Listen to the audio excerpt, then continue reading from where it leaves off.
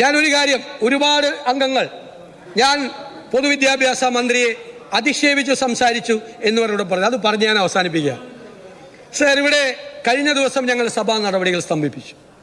സഭാ നടപടികൾ ഇവിടെ ചരിത്രത്തിൽ സ്തംഭിപ്പിക്കുന്നത് ആദ്യമല്ല. ഞങ്ങൾ സ്തംഭിപ്പിച്ചു. ഞങ്ങൾ ശബരിമല വിഷയത്തിൽ സമരമാണ്. അതിൻ്റെ ശരിതെറ്റുകളിലേക്കല്ലല്ലോ ഞങ്ങൾ സമരം ചെയ്യാൻ.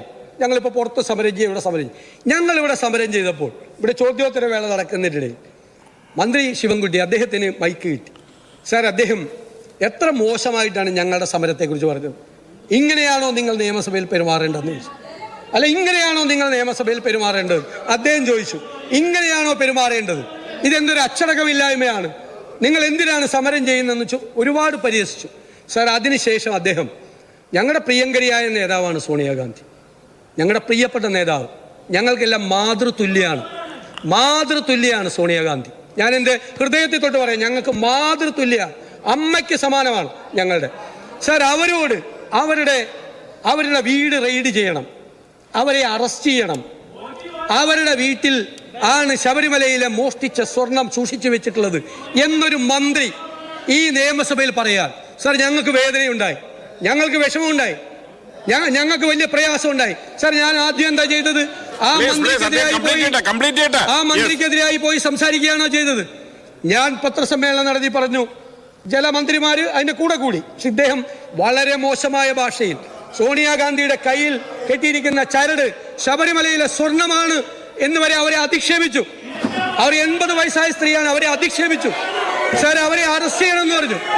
സാർ, അവരെ അറസ്റ്റ് ചെയ്യണം, അവരുടെ വീട് റെയ്ഡ് ചെയ്യണം എന്ന് പറഞ്ഞു. സാർ, അവരാരാണ് സാർ? എന്നിട്ട് ഞാൻ പുറത്തുപോയി പത്രസമ്മേളനത്തിൽ പറഞ്ഞു, ഈ മന്ത്രിമാർ, വിദ്യാഭ്യാസ മന്ത്രി ഉൾപ്പെടെയുള്ള ആളുകൾ ആ പ്രസ്താവന പിൻവലിച്ച് മാപ്പ് പറയണമെന്ന് പറഞ്ഞു. മാപ്പ് പറയണം, അതാണ് ആദ്യം പറഞ്ഞത്. മാപ്പ് പറയണമെന്ന് പത്രസമ്മേളനത്തിൽ പറഞ്ഞു. ഒരു മോശമാകും പറഞ്ഞില്ല. സാർ, രണ്ടാമത് ഞാൻ അങ്ങേക്ക് എഴുതി തന്നു, അത് രേഖകളിൽ നിന്ന് നീക്കം ചെയ്യണം. സോണിയാഗാന്ധിയെ പോലുള്ള ഒരാളെക്കുറിച്ച്, ജീവിതത്തിൽ ഒരുപാട് സങ്കടങ്ങൾ അനുഭവിച്ചിട്ടുള്ള ആ പാവം സ്ത്രീയെക്കുറിച്ച് ഇത്രയും പ്രബുദ്ധമായ ഒരു നിയമസഭയിൽ ഇങ്ങനെ ഒരു വർത്തമാനം പറയാൻ പാടില്ല.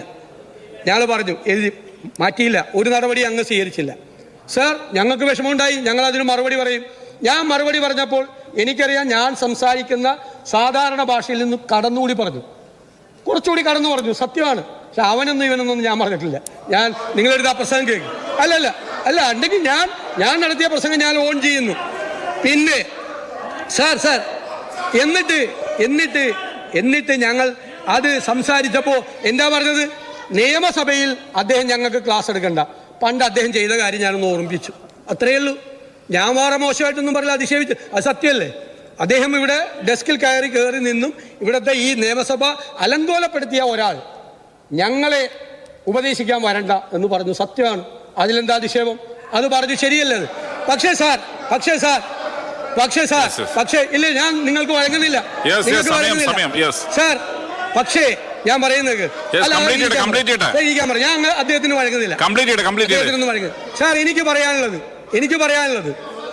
പറയാനുള്ളത് അധിക്ഷേപിച്ച് അല്ല പറഞ്ഞത്.